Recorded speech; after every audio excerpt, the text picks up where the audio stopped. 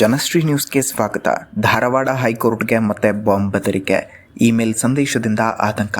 ಧಾರವಾಡದಲ್ಲಿ ಮತ್ತೆ ಬಾಂಬ್ ಬೆದರಿಕೆ ಪ್ರಕರಣ ಬೆಳಕಿಗೆ ಬಂದಿದ್ದು, ನ್ಯಾಯಾಂಗ ವಲಯದಲ್ಲಿ ಆತಂಕದ ವಾತಾವರಣ ನಿರ್ಮಾಣವಾಗಿದೆ.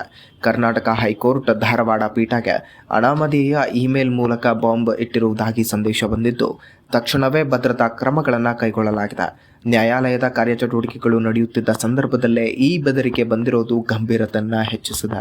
ಮುನ್ನೆಚ್ಚರಿಕಾ ಕ್ರಮವಾಗಿ ಕೋರ್ಟ್ ಆವರಣದಲ್ಲಿದ್ದ ವಕೀಲರು, ನ್ಯಾಯಾಲಯ ಸಿಬ್ಬಂದಿ ಮತ್ತು ಸಾರ್ವಜನಿಕರನ್ನ ತಕ್ಷಣ ಹೊರಗೆ ಕಳಿಸಿ ಆವರಣವನ್ನು ಸಂಪೂರ್ಣ ಖಾಲಿ ಮಾಡಲಾಗಿದೆ. ನ್ಯಾಯಾಲಯದ ಒಳಾಂಗಣದಲ್ಲಿ ಕಾರ್ಯಚಟುವಟಿಕೆಗಳನ್ನು ತಾತ್ಕಾಲಿಕವಾಗಿ ಸ್ಥಗಿತಗೊಳಿಸಲಾಗಿದೆ. ಕೋರ್ಟ್ ಸುತ್ತಮುತ್ತ ಪೊಲೀಸ್ ಬಂದೋಬಸ್ತ್ ಹೆಚ್ಚಿಸಿ ಯಾವುದೇ ಅನುಮಾನಾಸ್ಪದ ವಸ್ತುಗಳಿಗಾಗಿ ತಪಾಸಣೆ ನಡೆಸಲಾಗ್ತಾ ಇದೆ. ಸುದ್ದಿ ತಿಳಿದ ಕೂಡಲೇ ಗರಗ್ ಪೊಲೀಸ್ ಠಾಣೆ ಪೊಲೀಸರು ಸ್ಥಳಕ್ಕೆ ದೌಡಾಯಿಸಿ ಪರಿಶೀಲನೆಯನ್ನು ಆರಂಭಿಸಿದ್ದಾರೆ. ಬಾಂಬ್ ನಿಷ್ಕ್ರಿಯ ದಳ ಮತ್ತು ಡಾಗ್ ಸ್ಕ್ವಾಡ್ ತಂಡಗಳು ಕೋರ್ಟ್ ಆವರಣದಲ್ಲಿ ಸಮಗ್ರ ಶೋಧ ಕಾರ್ಯ ನಡೆಸುತ್ತಿವೆ.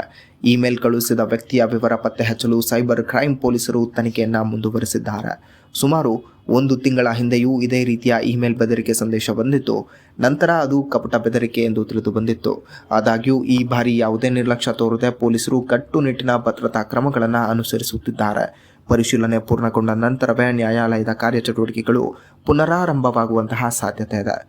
ಇದೇ ರೀತಿಯ ಮತ್ತಷ್ಟು ಅಪ್ಡೇಟ್ಗಳಿಗಾಗಿ